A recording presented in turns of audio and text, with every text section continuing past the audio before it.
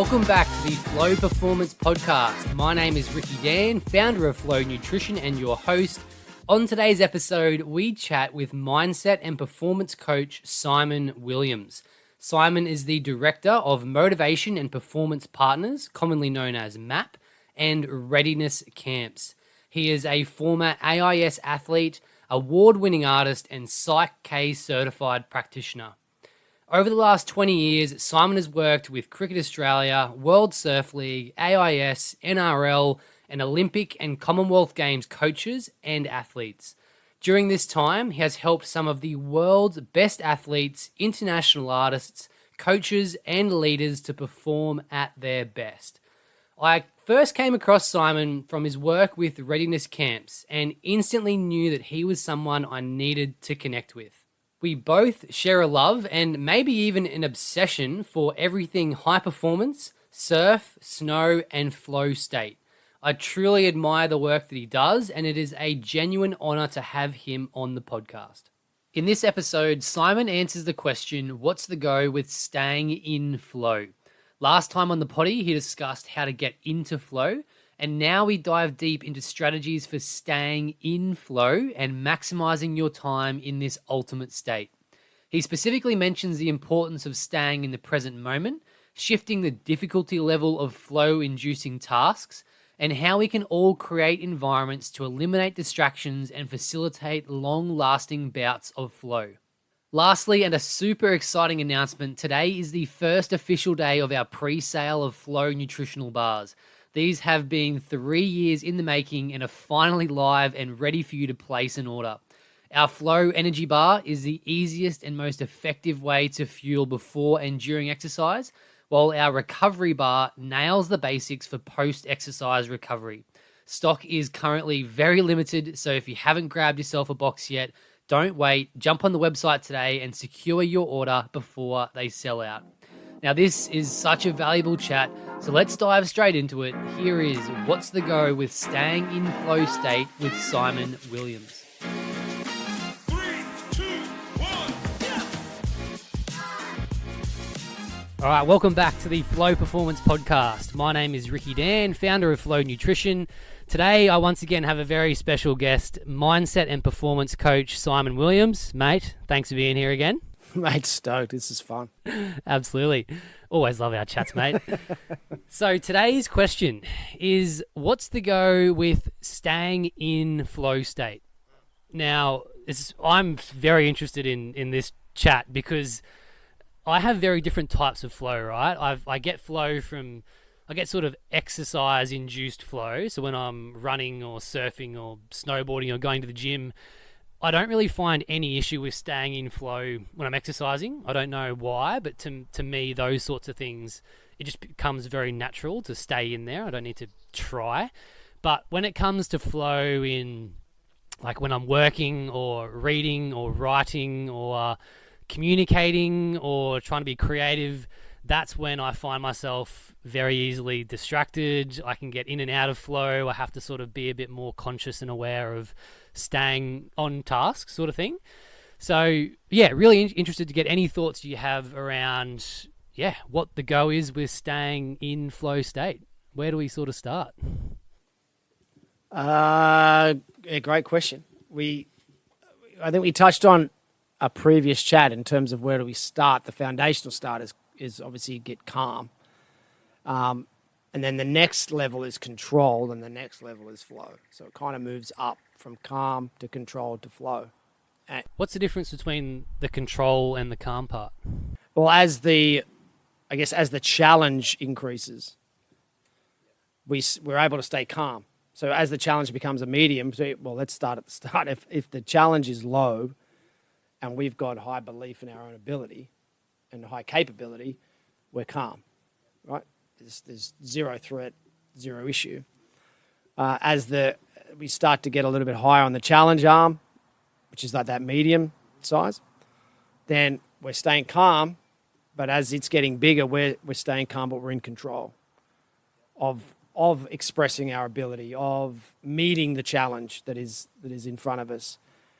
And then as the challenge gets high, that's when we need to still stay calm and in control, But at that highest amount of pressure, that highest amount of challenge, being able to do that, like we said, creates that I guess that synergy or that synthesis, that beautiful nexus point between high ability, high challenge, where you hit that flow state.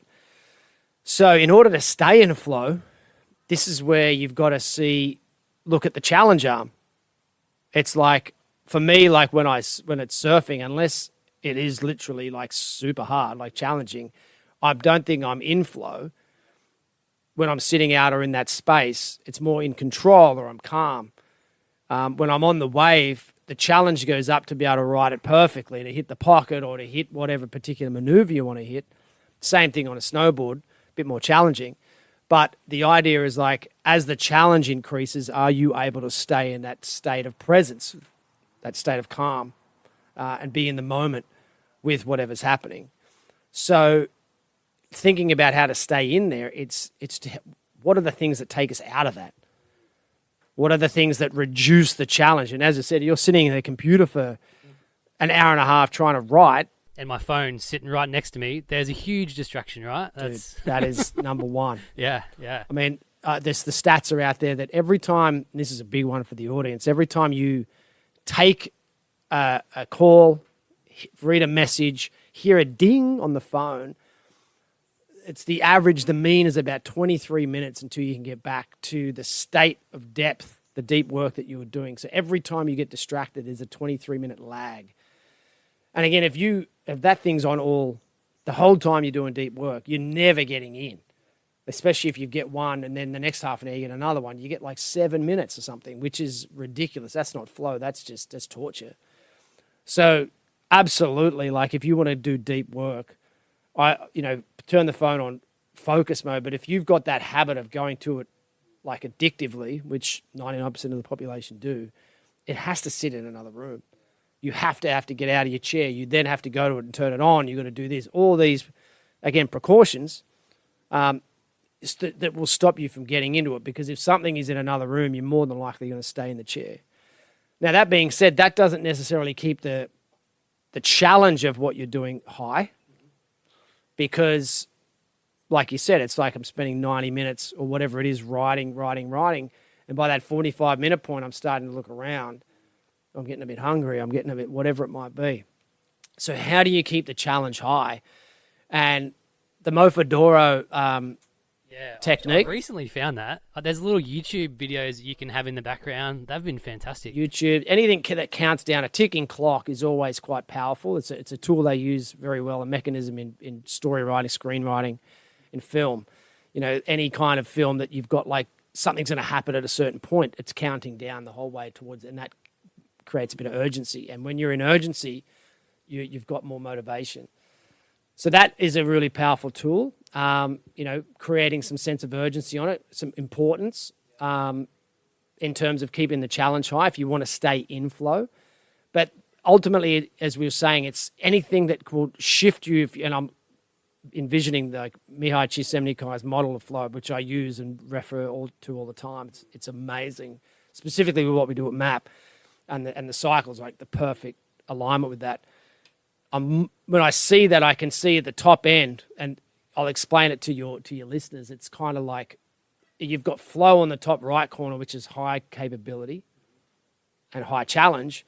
In the middle, you've still got the high challenge, but you've got arousal when you're on a medium ability. So you're aroused, you're a little nervous, you're excited, right? But you're not sure. There's a little bit of uncertainty. And then you go all the way down to the low arm, the low part of the arm. On the abilities section, you've got anxiety, which is at the top. So high challenge, low capability. I'm anxious as hell. Like, I don't know what I'm going to do. I don't know how it's going to go. I'm worried about the future, right? So you've got anxiety and worry in that medium to high level of challenge if you've got a low sense of ability. So the idea, in order to stay up on that higher end, which is where all high performance lives. The idea of a performer is you want to live at that high end, in somewhere between relaxation, control, or flow, those three levels. That's where you want to live. And you can live there if you prepare it. If you prepare a state of calm when you're not doing anything, and things, excuse me, things that do that we've talked about before, like the fundamental 7, the breath, the food, the water, the sleep, the movement, all the stuff that makes, information, thoughts. This whole process allows us to regulate, to physiologically regulate in a greater state of no matter what the challenge, I'm cool, I'm chill, I'm present, I'm not worried, I'm not stressed, I'm not under pressure. So how do you stay in flow? I think keeping the challenge high, which is really difficult because that's why flow state's like, I wouldn't call it an enigma, but it's something that is available to us 24 hours a day as long as we have got that high sense of challenge. But I don't think we want to live in a state of flow. Well, I would don't argue think you can. not everything that we do in life is challenging. We need to perform and execute tasks that have no challenge. And it was funny you just brought up urgency and how that can sort of shift it towards that more anxious state, because something that I've been doing during my PhD, because I find writing such a boring task, but this may sound really stupid, but I would send an email to my supervisor and say, I'm going to have this done and I'm going to email you this by Friday. And giving myself that deadline and putting the urgency on it then shifts me into flow state to go, oh, fuck, I could actually get this done and work hard. And that's where I find I get the best work done.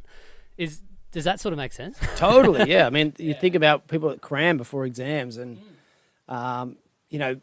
doing things only because you have to, and again, because it creates motivation. It creates, as you said, a deadline. But again, like for sustainable high performance, like for me, like you said, you got ahead of it. You created your own deadlines, which is, for me, is a great state of practice of performance. It's precision, ultimately. But for people who just cram at the end and for that particular reason, it's more reactivity than it is responsibility. So I guess we don't want to go too far away from the topic of how to stay in flow. But for, like we're discussing here, like I think it's the ability to be able to access flow rather than to stay in it for 24 hours a day. Creating an ability for us to be able to access it is possible 24 hours a day. So as we said, if you're in a calm, relaxed state, as your steady state, as your homeostasis is calm and you're in that neutral zone where you're like, I've got full belief in my ability, a great state of self-worth, so I'm not making decisions from a place of lack, doubt, worry, fear, then that space is going to allow you to have the solid ground, the concrete to build the house of happiness on, rather than it feel like quicksand and you're always struggling, to get out of the particular holes or situations you're in. So I would say rather than a comment on how do we stay in flow, it's how do we stay in the moment to be able to access flow whenever we want. I actually love that, the way you've framed that, because I can just relate so much to your definition over what I was saying, because when I look at some of the massive things that I've achieved, let's just say like a physical task, like running 100 miles, right? I wasn't in flow state for that 20 hours. It was focusing more on the consistency of what I was doing rather than the intensity. And the same thing can probably apply to, let's say, a PhD thesis. Rather than having 100 deadlines over 3 years where you're putting out the fires and you're putting in massive amounts of work, I've just been writing a paragraph a day for 3 years and being consistent and not really doing anything intensely. So if you could sort of graph it, I reckon it would be much more of like a flat line sort of plateau rather than these big spikes of highs and lows. That's just sort of how I'm sort of picturing your definition anyway. Yeah, I think, and again, if we think about finding, you talked about plus ones in the gym. You're looking to find in the fundamental 7, you're looking to find plus ones and then create habits out of those plus ones. And as James Clear says, Atomic Habits is like, you find a plus one at the start of the year, by the end of the year, 34 times better off. Stunning statistics, right? And if you do that for 7 different things, like compound, as I said, I don't even know the number of that. I haven't worked that out. I should do that. But it's a phenomenal amount of advantage that you have by doing simple tasks better than you did them yesterday, or better than you did them 22 days ago once the habit is embedded, or 66, depending on how quickly it does for you. But that to me is like, you talk about consistency, and that what we're trying to do then, now your neutral is a level up. It's a +1 level. And then you do that again for 22 days, you're level. And we always just are leveling up our neutral so that we basically see challenges as less threatening, or as more easeful, not easy, but easeful, because we've got a state that we believe we can handle anything. Yeah. The task doesn't get easier, you get stronger to overcome it, right? Bang, that's a banger right there. Yeah, mate, I love that. Look, once again, that is probably the time up for this one here, Yeah. even though we can talk about this for bloody hours. Dude, you got to turn me off. I tell you. Mate, thank you so much again for jumping on the potty and sharing your expert knowledge and valuable insight. If anyone does have any further questions, once again, hit us up on Instagram at Flow Nutrition, or hit Simon up directly at MAPP_life with 2 P's, MAPP. And I'd also highly recommend checking out the MAPP Life podcast. Simon has some amazing chats on there with the world's best performing athletes, international artists, coaches and leaders. So definitely check that out. Thanks everyone for tuning in, and we will catch you again next week. Peace. Thanks for listening to another episode of the Flow Performance Podcast. I hope you enjoyed the chat and found loads of value that you can use to fuel your flow state. If you did enjoy the content and want to support the brand, make sure you jump on the website and grab some Flow nutritional bars. They are the most effective and convenient way to fuel your flow state. And as a valued podcast listener, you can get 10% off your total order with the code FLOWPOD at checkout. So thanks again for tuning in. We'll catch you again next week.